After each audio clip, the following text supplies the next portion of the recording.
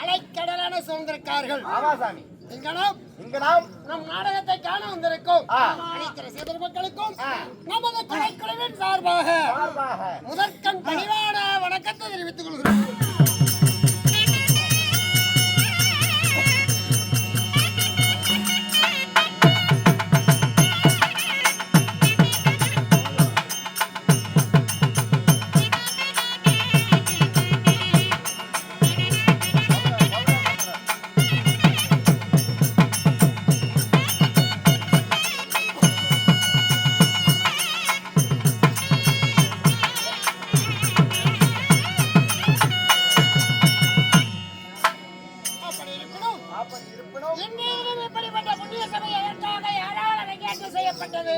சரி. அதாவது அருள்மிகு பச்சையம்மனுடைய அதாவது திருக்கோயில் ஆண்டு விழாவை முன்னிட்டு வியாழக்கிழமை நடக்க வேண்டிய நாடகம் ஒரு நாள் தள்ளி இன்னைக்கு நடத்துறாங்க. வியாழக்கிழமை நினைச்சுக்கலாம். நாம அப்படி நினைச்சுக்கலாம். அதனால இதனை சேர்ந்த பங்கம் பங்காளிகள், சொந்த பந்தங்கள், உற்றார் உறவினர்கள் அனைவரையும் ஒன்றாக சேர்ந்து இந்த பச்சையம்மனுக்காக என் நாடகத்தை ஏற்பாடு செய்து கொடுத்தார்கள். அதனால இதற்கென்று இரவு மகளென்று பாராமல் 1 10 100 1000 வசூல் செய்து என் நாடகத்துக்கு ஏற்பாடு செய்த பெரியவர்களும் நல்ல உள்ளத்தோடு நல்ல ஆதரவு தந்த அனைத்து பொதுமக்களும் அம்மனுடைய அனுகிரகத்தினால நோயற்ற வாழ்வும் குறைவற்ற செல்வமாக பல்லாண்டு பல்லாண்டு காலம் நீடூடி வாழ வேண்டுமா எல்லா வல்ல இந்த பச்சையம்மனை சபை சார்பாக யாமும் பிரார்த்திப்போம்.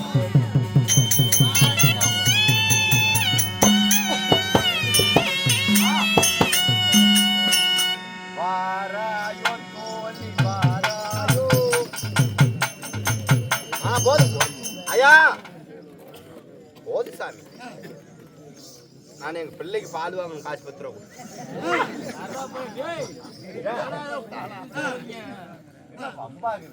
நான் பிள்ளைக்கு பால் வாங்குவானா?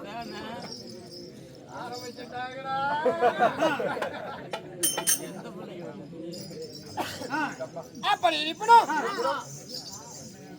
இன்றைய தினம் எங்குள்ள பெரியாருடைய விருப்பத்திற்காக நாம் நடத்தக்கூடிய நாடகமோ ராமாயணத்தின் யுத்த காண்டத்திலே ஒரு பகுதி ராவணன் சண்டை நீலவேகன் பட்டாபிஷேகம் இப்படி சொல்லக்கூடிய நாடகத்தை இங்குள்ள பெரியாருடைய விருப்பத்திற்காக என்று நாம் நடத்தி கொண்டிருக்கோம். இந்நாடகத்திலே நான் யார், என் பெயர் என்ன அறிக்கை செய்கிறேன், கூர்ந்து கவனிக்கணும்.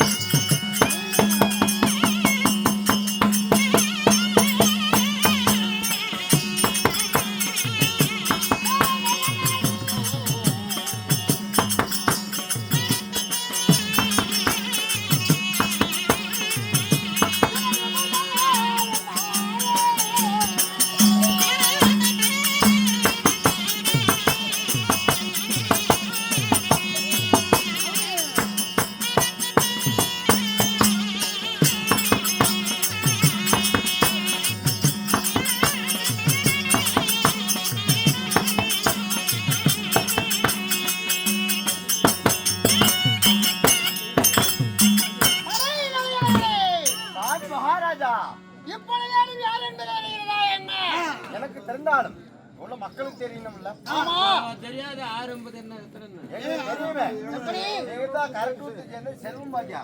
நாட்டு மண்ணிலே வெட்டி போய்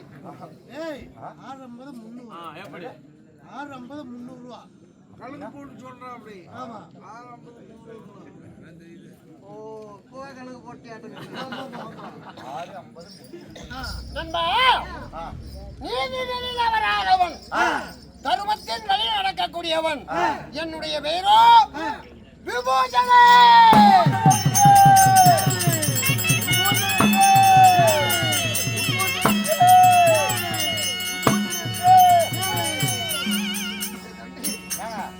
என்னடா குளுக்கு வேற மாதிரி விட்டுக்கிட்டு இருக்கிற?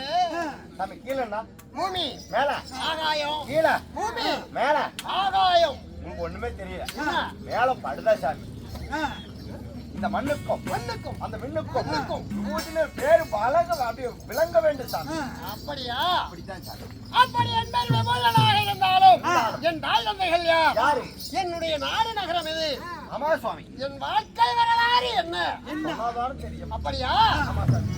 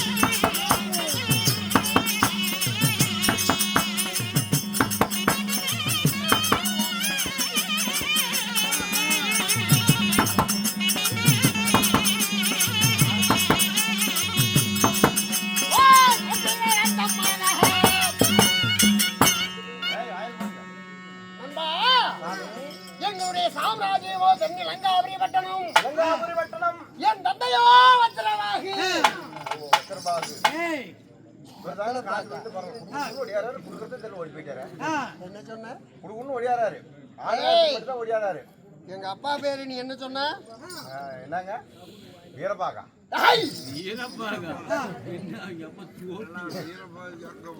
ஆமா என் தந்தையோ வச்சனவாகு ஓ, உங்க தந்தையோ வச்சிருப்பாக்கு ஆமா சிலபாக்கு எங்க நிஜாம்பாக்கு ரோஜாப்பாக்கு மாறுகால் மாறுகை எடுத்து விடுவோம் பரவா வச்சிரப்பாக்கு என் தாயா கைகாசி ஓ, உங்க தாயார் கைகேசி என் தாய் தந்தைகளுக்கு நாங்களோ 4 பேர் பிறந்தோம். 4 பேரு சொல்றீங்களே ஆமா. அது யாரு சுவாமி? ராவணன், ராவணன், கும்பகர்ணன், கும்பகர்ணன், விபோஜனன் விபோதனன். இப்படி சொல்லக்கூடிய 3 ஆண் பிள்ளைகளும் ஆஹா. சொற்பனகை என்று சொல்லக்கூடிய எங்களுக்கு ஒரு தங்கை. ஆஹா. இப்படி 4 பேர் பிறந்தோம். ஆஹா. இப்படி 4 பேர் பிறந்து ஆ. எங்களுடைய வெண்ணிலங்காபுரி பட்டணத்திலே எக்குறையுமே இல்லாமல் வாழ்வாங்க வாழ்வு வாழ்ந்தோம். சீர சிறப்போட வாழ்ந்திருக்கீங்க. ஆமா. சரி சாமி. அதன் பிறகு ஆ. என் தமிழனாக விளங்கக்கூடிய இந்த சக்கரவனுக்கு தென்னலங்கையை முடிசூட்டி வைத்தார்கள். தென்னிலங்கைக்கு. ஆமா. சரி. அப்படி முடிசூட்டி வைத்த பிறகு ஆ. என் அண்ணனுக்கு வழக்கமா என்ன வேலை? என்ன வேலை? திக்கு விஷயம் போறது வேலை. திக்கு விஷயம். உலகிலே தனக்கெடுகளானவர்கள் யாரும் இருக்கக்கூடாது, அவர்களை அடக்கி ஆளணும் என்ற எண்ணம் படைத்தவர் இந்த சக்கரவன். ஆஹா. இப்படி வழக்கமா திக்கு விஷயம் போறது பழக்கம். என் தங்கையாகிய சூர்பனகைய வித்துச்சிங்கு என்று சொல்லக்கூடிய ஒரு படை தளபதி, வித்துச்சுங்க. காலகேயருடைய படை தளபதி. சரி சரி. அப்படி வித்துச்சிங்குக்கு திருமணம் செஞ்சு கொடுத்தோம். சரி, சரி. எங்க தங்கச்சிக்கு சம்போகுமாரன் ஒரு பையன். ஒரு பையன். ஆமா. சரி. என் தங்கச்சி எந்த குறையுமே இல்லாம வாழ்ந்திருந்தான். ஒரு நாள் ராவணேஸ்வரர் என்ன செஞ்சாரு? அந்த காலகேயர் மீது படையெடுத்து போனார் யுத்தத்துக்கு. யுத்தத்துக்கு. அப்போ அந்த படதளபதியா இருந்தது யாரு? யாரு? எங்க தங்கச்சி புருஷன் வித்துச்சிங்கு. மச்சனே. ஆமா. சரி. அது வரைக்கும் எந்த குறையுமே இல்லாம நாங்க வாழ்ந்துகிட்டு தான் இருந்தோம். அதுல இருந்துதான் எங்களுக்கு ஆரம்பிச்சது. ஏன் சாமி? ஏய், ஆ. காளையாருக்கு படதளபதியா இருந்தது என் தங்கையினுடைய புருஷன் வித்துச்சிங்கு. படையெடுத்து போனது ராவணேஸ்வரை. இருவருக்கும் யுத்தம் ஏற்பட்டது. அந்த யுத்தத்துல ராவணன் கையால கொல்லப்பட்டான் வித்துச்சிங்கு. சரி சரி. அப்போ என் தங்கையாகிய சூர்பனுக்கு என்ன செஞ்சா? நாம நல்லாதான் வாழ்ந்திருந்தோம். நாம விதவையாக காரணம் யாரு? யாரு? அண்ணனாகிய ராவணேஸ்வரன். ராவணேஸ்வரன். இந்த அண்ணனை பழிவாகணுங்கிற எண்ணம் சூர்பனகைக்கு அப்பவே உண்டாயிருச்சு. ராவணனை எதிர்த்து யுத்தம் செஞ்சு பழிவாங்க முடியுமா? முடியாது. அதனால தென்னிலங்கைக்கு கை குழந்தையா இருந்த சம்பவகுமாரை எடுத்துக்கிட்டு இலங்கைக்கு வந்தா. வரும்போது எப்படி வந்தா? உதட்டலதான் உறவு, உள்ளத்துல பகை. ஆமா. சரி. இப்படி வந்து சில காலம் வாழ்ந்திருந்த போது என் தங்கச்சி பையன் சம்பவகுமாரங்கிற பையன் சின்ன வயசுலயே காட்டுக்கு போய் தவம் செய்ய ஆரம்பிச்சுட்டான். சின்ன வயசுல. ஆமா. பிரம்மாஸ்திரம் பெற வேண்டும் என்ற எண்ணத்தோடு காட்டுக்கு போய் சின்ன வயசுலயே சம்பவகுமாரன் தவம் செஞ்சான். இப்படி இருக்கும்போது காலத்தினுடைய கட்டாயத்தினால அயோத்தி ஆண்டு வரக்கூடிய தசரதனுடைய பிள்ளைகள் ராமா லட்சுமணா இருவர்களும் சீதையை அழைத்து கொண்டு வனத்துக்கு வந்திருக்காங்க. வனத்துக்கு வந்தா அங்க என்ன நடக்குது? ராமபிரானும் சீதாபிராட்டியும் பர்ணகசாலையில் இருப்பது. அவர்களுக்கு பசியாற்றுவதற்காக இளையபெருமாள் லட்சுமணன் வனத்துல வந்து கனி பறிச்சிட்டு போய் பசியாத்துறது. இப்படி இவர்களுடைய வேலை. இப்படி இருக்கும்போது சம்பவகுமார வனத்துல தவம் செஞ்சுக்கிட்டு இருந்தான். அவனுடைய தவம் அதாவது முடியக்கூடிய நாள். சரி. அந்த பையன் போய் நெடுங்காலம் ஒரு மாமரத்தடியில உட்கார்ந்து காற்றையும் சருகையுமே ஆகாரமாக புசித்துக் கொண்டு தவம் செய்தான் அல்லவா? அப்போ அந்த பையன் மேல என்னாச்சு? கரையா முட்டுகளும் முட்புதர்களும் மண்டி போய் அந்த பையன் தவம் செஞ்ச இடமே தெரியாம மறைச்சிருச்சு. ரொம்ப நாள் இருக்கிறாருல்ல. ஆமா. ஆமா. இப்படி இருக்கும்போது அங்க கனி பறிக்கிறதுக்காக இளையபெருமாள் லட்சுமணன் வந்தாரு. சரி. அந்த மாமரத்துல கனி பறிச்சுக்கிட்டு இருக்காரு. அன்னைக்கு சம்பவகுமாரனுடைய தவம் நிறைவடையக்கூடிய நாள். இவர் கனி பறிச்சுட்டு இருக்கும் போது பிரம்மலோகத்துல இருந்து அந்த ஆசிரம் வந்ததா. சரி. அப்ப இளையபெருமாள் இப்படி கையேந்திருக்காரு. ஆனா இந்த ஆசிரம் அவர் கையில அகப்படல. மீண்டும் தேவரோசம் போயிருக்கு. தவம் செஞ்சவன வனத்துல காணும். யாரோ கனிபரிச்சவன் தான் கையேந்திரான் அப்படி என்று சொல்ல, யாரா இருந்தா என்ன கையேந்திர வசம் போய் ஐக்கியம் ஆயிக்கன்னு தேவருடைய உத்தரவு. மீண்டும் அந்த பிரம்மாஸ்திரம் வந்தது. இளைய பெருமாள் கையேந்தினாரு, அவரோட ஐக்கியம் ஆயிடுச்சு. பிரம்மாஸ்திரம் கீழே இறங்கி பார்த்த உடனே அந்த ஆசிரமத்துல எப்படி வாசகம், எதிரில் உள்ளவரை சம்கரிக்கவும், எதிரில் உள்ளவரை சம்கரிக்கவும். உடனே அந்த ஆசிரமத்துக்கு பலி கொடுக்கணும்னு இருந்தது. சுத்தியும் பார்த்தாரு, எந்த நடமாட்டமுமே இல்ல. அப்போ லட்சுமணன் என்ன செஞ்சாரு, இந்த கரையா புற்று மண்டி போய இருந்தான சம்போகுமாரே, அது பையன்தான்னு தெரியாம அந்த மாமரத்தோடு சேர்த்து கரையா புற்றுல தவம் செஞ்சான சம்போகுமாரே, அவனையும் அந்த ஆசிரத்துக்கு ஒரே வீச்சா வீட்டு பள்ளி கொடுத்துட்டாரு.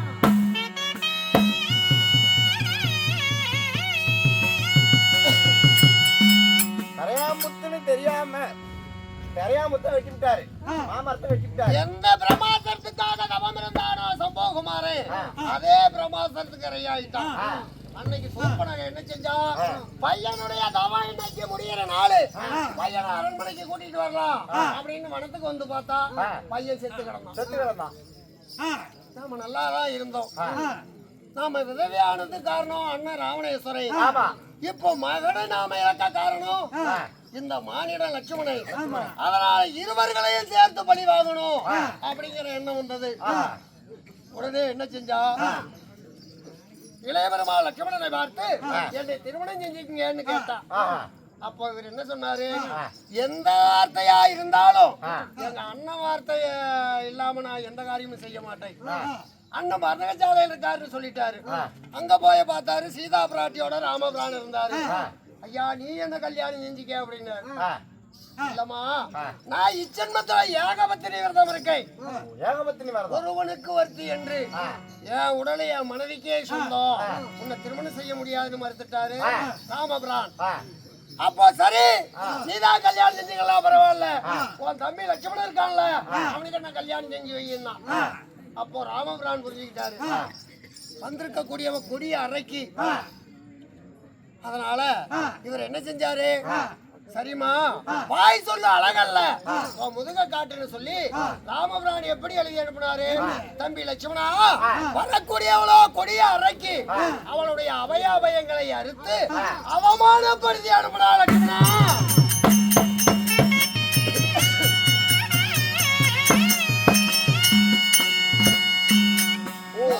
முதுகல ராமபிரான் இப்படி எழுதி அனுப்பிட்டாரு. இதை கொண்டுட்டு போய் காட்டினா இளையபெருமா லட்சுமணன் கிட்ட, பாருப்பா உங்க அண்ணன் சம்மதம் சொல்லிட்டாரு, வாயில சொன்னா கூட நீ நம்ப மாட்டேன், உன் அண்ணன் கைப்பட எழுதிய வாசகத்தை பாரு அப்படின்னு முதுக காட்டினா. அதுல எழுதியபடியே இளையபெருமா லட்சுமணன் என்ன செஞ்சாரு, சூர்பனகையினுடைய அபயங்களை அறுத்து அவமானப்படுத்தி அனுப்பிட்டாரு.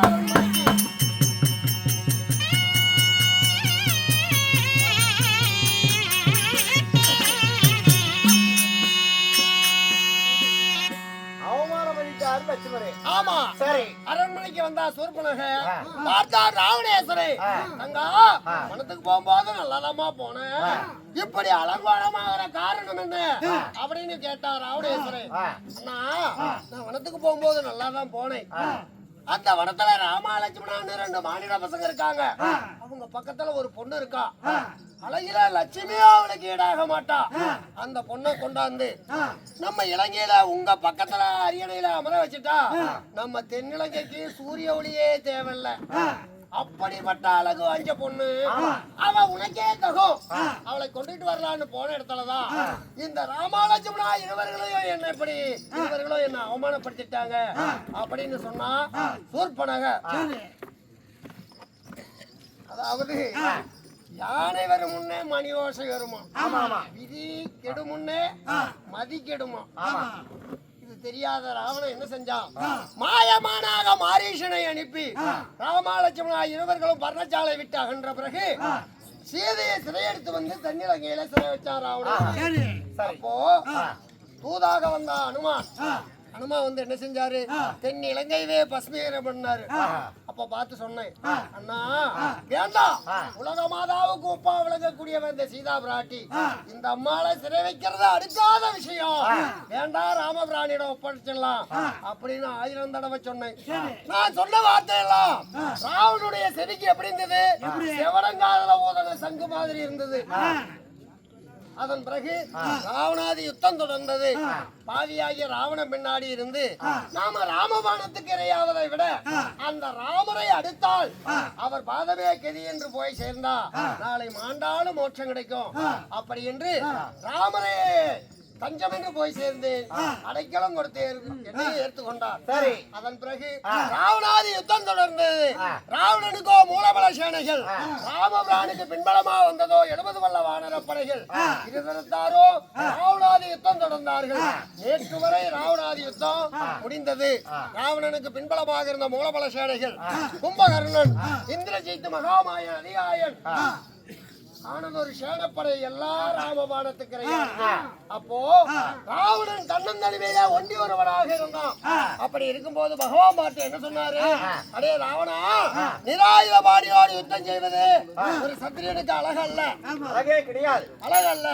அதனால நீ இன்று போய் நாளை வா அப்படின்னு பகவான் ராவணனுக்கு கெடு கொடுத்து அனுப்பிட்டாரு.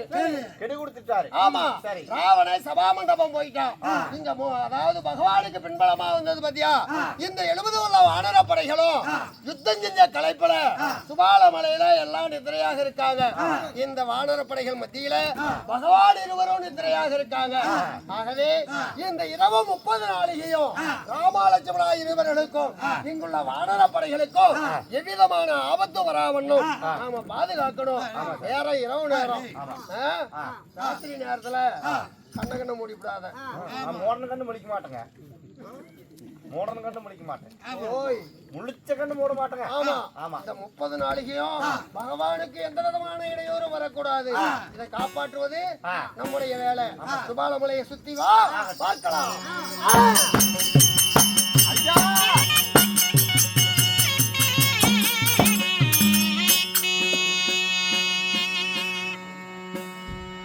ராத்திரி நேரம், ஒரு சாமி விட்டு மறுசாம வேலை. நாம சுபாலமலையில இருக்கோம். இங்க 70 உள்ள வானர படைகளும் நித்திரையாக இருக்காங்க. இந்த நேரத்துல அந்திரமா இருந்து ஒரு விகிதம் வந்திருக்குதுன்னா இதுல என்ன காரணமோ தெரியல. இதுக்கு தெரியுமா? நான் மலை கூட ஒதுங்க மாட்டேன்.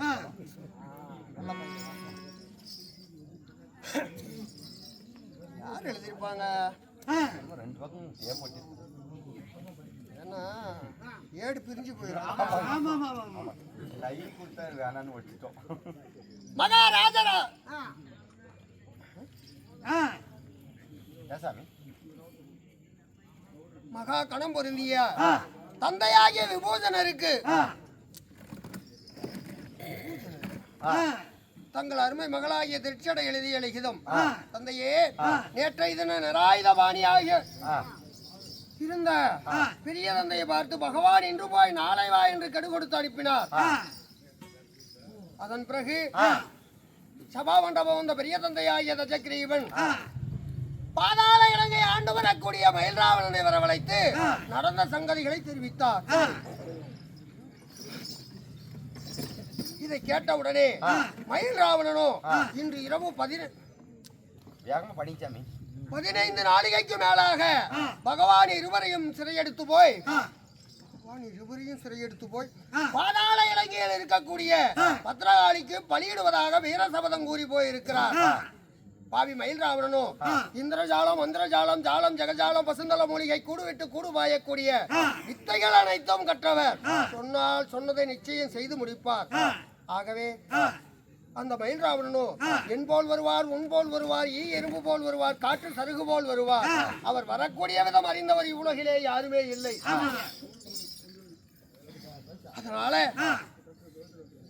இன்று 30 நாளிகையும் பகவான் இருவருக்கும் ஆபத்து வராமல் காப்பது தங்களுடைய கடமை. இப்படிக்கு தங்கள் அருமை மகள் திருச்சடை. ஹரி ஹரி நாராயணா, ராமா ராமா ராமா.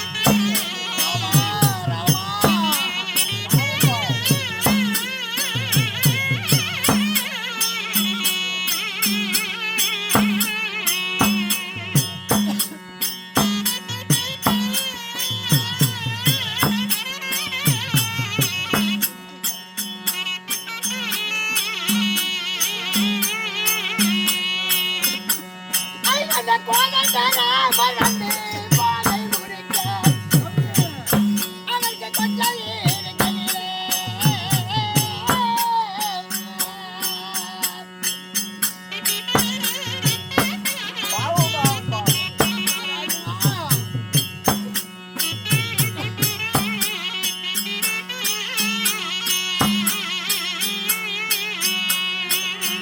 ஐயோ அந்த ராமருங்க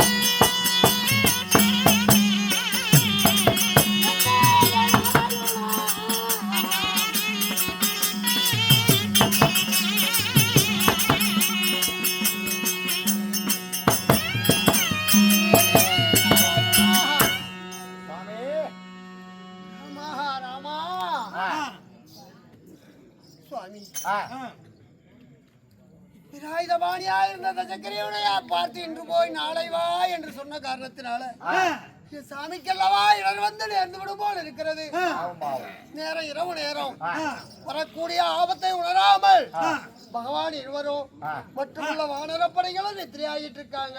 சரி சரி. அந்த பாவி மயில் ராவணனும் உன் போல் வருவான், உன் போல் வருவான், ஈ எறும்பு போல் வருவான். அவன் வரக்கூடிய விதம் யாராலும் அறிய முடியாது. நண்பா, நீயும் நானும் இப்படி அழுது கொண்டிருந்தா சுவாமிகளை காப்பாற்ற முடியாது. நேரம் கடந்தது சாமி. நேரம் கடந்து போய் 5 நாளைக்கு மேல வந்து எடுத்துட்டு போயிடறான்னு சொல்லிருக்கான். ஆமா சாமி. அதனால சுவாமிகளை காப்பாற்ற வேண்டுமே. ஆனால் அந்த ஹரிராமனுடைய காலடி தூதுவனாக விளங்கக்கூடியவர் ஆஞ்சனா தேவியினுடைய புதல்வன் அந்த அனுமந்தன் ஒருவரால் தான் மட்டும் ஆகும். ஒருவரால் மட்டும்தான் இக்காரியம் ஆகும். அதனால ஐயோ, சண்டை செஞ்ச கலப்புல அது எங்க இருக்குதோ, உட்கார்ந்து தூங்கிட்டு இருக்குதோ, நின்னுகிட்டே தூங்கிட்டு இருக்குதோ. என்னாச்சு சாமி? அனுமான். ஓ அனுமானா? யுத்தம் செஞ்ச களைப்பு உட்கார்ந்த இடத்துல தூங்கி போயிடும். பாவம் பாவம் பாவம் பாவம். ஆமா. சரி சரி. அதனால அபய குரல் கொடுத்தால் இந்த சுபாலமலையில எங்க இருந்தாலும் அச்சனம் வந்து ஆதரிப்பது அனுமான் ஒருவரே. அதனால அபய குரல் கொடுப்போம்.